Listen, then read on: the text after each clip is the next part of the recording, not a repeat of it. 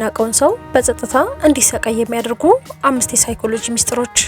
በህይወታችሁ ውስጥ ለአንድ ሰው ያላችሁን ንጹህ ፍቅር፣ ጊዜያችሁን፣ ትኩረታችሁንና ሙሉ ልባችሁን ሰጥታችሁ ታውቃላችሁ? እሱ ካልሆነ እሱ ከሌለ ህይወቴ ሙሉ አይሆንም ብላችሁ ስትሮጡለት፣ እሱ ግን ያንን የእናንተን ፍቅር እንደ ድክመት ቆጥሮት ይሆናል። እናንተ ይበልጥ በተንበረከካችሁ ቁጥር እሱ ይበልጥ ራሱን ከፍ አድርጎ እየኮራባችሁ ተቸግራችኋል። ብዙዎቻችን አንድ ሰው ሲኮራብን የምንመልሰው በንዴት፣ በጥላቻ፣ በመጮህ ወይም ደግሞ ይበልጥ በመለማመጥ ነው። ነገር ግን ትልቁ ስህተት እዚህ ላይ ነው። አንድ ሰው በኩራት ለተወጠረና ፍቅራችሁን ለናቀ ሰው ልትሰጡት የምትችሉት ታላቅ የማይረሳው ቅጣት ምን እንደሆነ ታውቃላችሁ? ስትራቴጂካዊ ጸጥታ ወይም ስትራቴጂክ ሳይለንስ ነው። ዛሬ በዚህ ቪዲዮ ስትወዱት የኮራባችሁን ሰው ምንም አይነት ጦርነት ሳትከፍቱበት፣ ሳትጮሁበትና ሳትጨቃጨቁት በእናንተ ፍጹም ዝምታ ብቻ በጸጥታችሁ ብቻ እንዲሰቃይ የምታደርጉባቸውና የራሳችሁን ክብር የምታስመልሱበት ጥልቅ የሳይኮሎጂ መንገዶችን በዝርዝር እንመለከታለን። እስከ መጨረሻው አብራችሁን ቆዩ። ምክንያቱም ከዚህ ቪዲዮ በኋላ ለራሳችሁ ያላችሁን አመለካከትና የምትሰጡትን ዋጋ ሙሉ በሙሉ ስለሚቀይርላችሁ ነው። ወደ መልእክቱ ልምራችሁ። የኩሩ ሰዎች ሳይኮሎጂ The Psychology of the Proud Ego። በግልፍተኝነት መንገዶችን ከማየታችሁ በፊት መጀመሪያ ላይ የእነዚህን ሰዎች ስነልቦና መረዳት አለባችሁ። ስትወዱት የሚኮራባችሁ ሰው ኩራቱ የመነጨው ከጥንካሬው አይደለም። እናንተ በየቀኑ ስትደውሉለት፣ በሜሴጅ ታጥለቀልቁት፣ ለምን ተቀየርክብኝ ብላችሁም ስትማጸኑት እሱ በውስጡ ምን እያሰበ ይመስላችኋል? ይህ ሰው እኔን ማጣት አይችልም፣ ስለዚህ የፈለኩትን ባደርግም አይለቀኝም የሚል የተሳሳተ የማንነት ስሜት ያዳብራል። በሳይኮሎጂ አጠራር ይሄ ሃይፐር ቫሊዴሽን ይባላል። የእናንተ ስሜታዊ መሆን የሱ የኩራት ማገዶ ነው። እናንተ በእነሱ በተናደዳችሁና ጊዜያችሁን በእነሱ ባባከናችሁ ቁጥር የእነሱ ኢጎ ይበልጥ ያብጣል። ስለዚህ እሱን ለመቅጣት መጀመሪያ ማድረግ ያለባችሁ ምንድነው መሰላችሁ? የመገናኛ መንገዶችን ማቋረጥ። አሁን ወደ ዋናዎቹ 5 ስልቶች እንለፍ። 5ቱ የጸጥታና የጥንካሬ ስልቶች።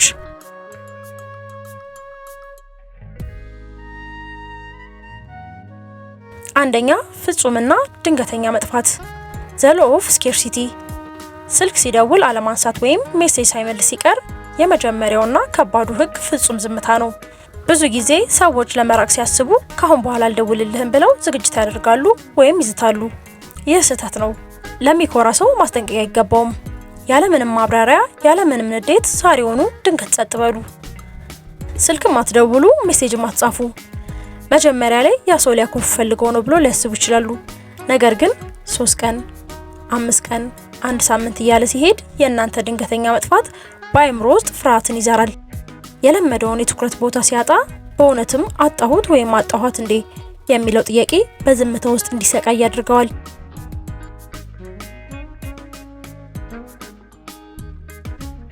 ሁለተኛ፣ የአለት ሳይኮሎጂ በነገሮች መጽናት The Grey Rock Method። ህይወት አስገድዷችሁ በአንድ የስራ ቦታ ወይም በትምህርት ቤት የምትገናኙ ከሆነ እናንተ መጥፋት ካልቻላችሁስ?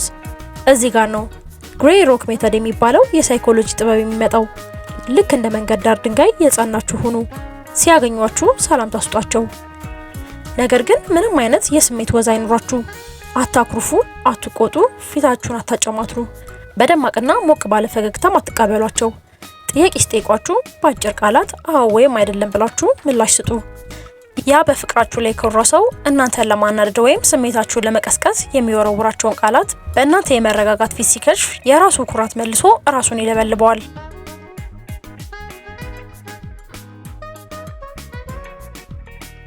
ሶስተኛ፣ በጸጥታ መገንባት Moving in silence።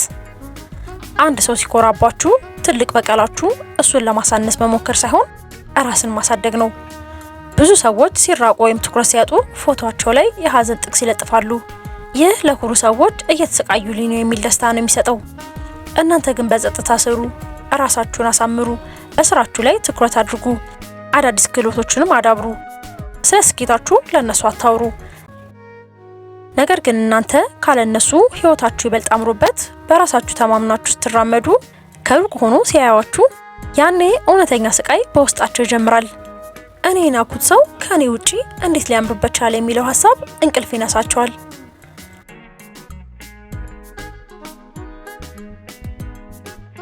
አራተኛ፣ ማጥመጃዎችን አለመንካት Refusing the bait። ስልክ ላይ ሚስ ኮል ሲበራ ወይም አጭር ሀይ የሚል ሜሴጅ ሲመጣ አይተነው እንዳላየነው እንሆናለን። ይህ በጣም ወሳኝ ክፍል ነው። እናንተ ዝምታችሁን አጥብቃችሁ ስትቀጥሉ ያኩሩ ሰው የለመደውን ትኩረት ለማግኘት ማጥመጃዎችን መጣል ይጀምራል። ለምሳሌ ያህል ከብዙ ሳምንታት በኋላ ድንገት ሰላምታ ወይም የአንዱን ጓደኛ ስልክ ላኩልኝ የሚል ምክንያት የለሽ መልእክቶችን ሊልኩ ይችላሉ። ዓላማውም እናንተን አሁንም በእነሱ መስመር ላይ መሆናችሁን ለማረጋገጥ ነው። እዚህ ጋር ካልተጠነቀቃችሁ የለፋችሁበት ዝምታ ሁሉ ይበላሻል። ለእነዚህ ወጥመድና ፈተናዎች ምላሽ አትስጡ። እንዲያውም ጨርሶ ምላሽ አለመስጠታችሁ ትልቅ ምላሽ መሆኑን እወቁ። ዝምታችሁ አሁንም የኔን ትኩረት ለማግኘት ረፍዶብሃል የሚል የክብር መጋረጃን ይጥልበታል።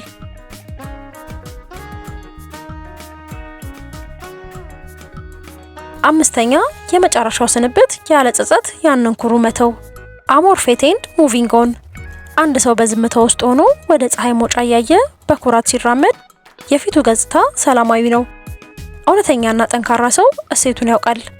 አንድን ሰው በጸጥታ የምንቀጣው ተመልሶ መጥቶ እንዲለማመጠን ብቻ ሳይሆን የራሳችንን ክብር ለማዳንም ጭምር ነው። ፍቅራችሁን እንደ ረካሽ ዕቃ የተመለከተውን ሰው መልሳችሁ ሕይወታችሁ ውስጥ ቦታ ልትሰጡት አይገባም። የእናንተ ዝምታ ጊዜያዊ ስትራቴጂ ሳይሆን የኔ ክብር ካንተ ፍቅር ይበልጣል ብላችሁ የምትወስኑበት የህይወት መስመር መሆን አለበት። እናንተ ሙሉ በሙሉ ፊታችሁን አዙራችሁ ስትሄዱ፣ እነሱ ግን ባጡት እውነተኛ ፍቅር ምክንያት እድሜ ልካቸውን በዝምታ ይጸጸታሉ።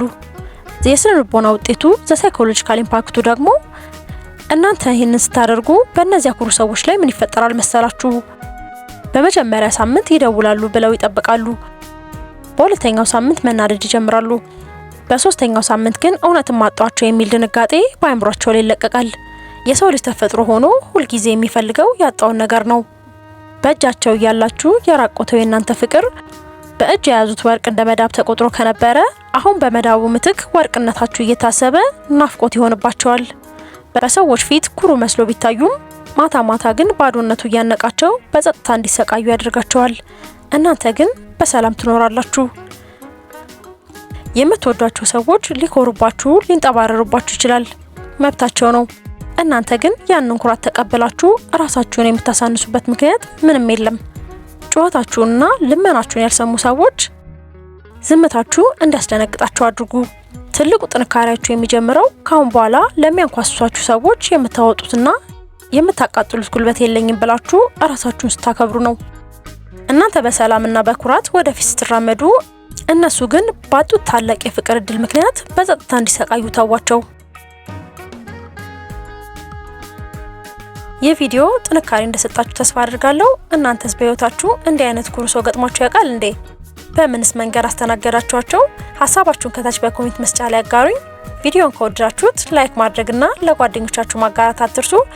ለቻናሉ አዲስ ከሆናችሁ ደግሞ ሰብስክራይብ በማድረግ ቤተሰብ ሁኑ።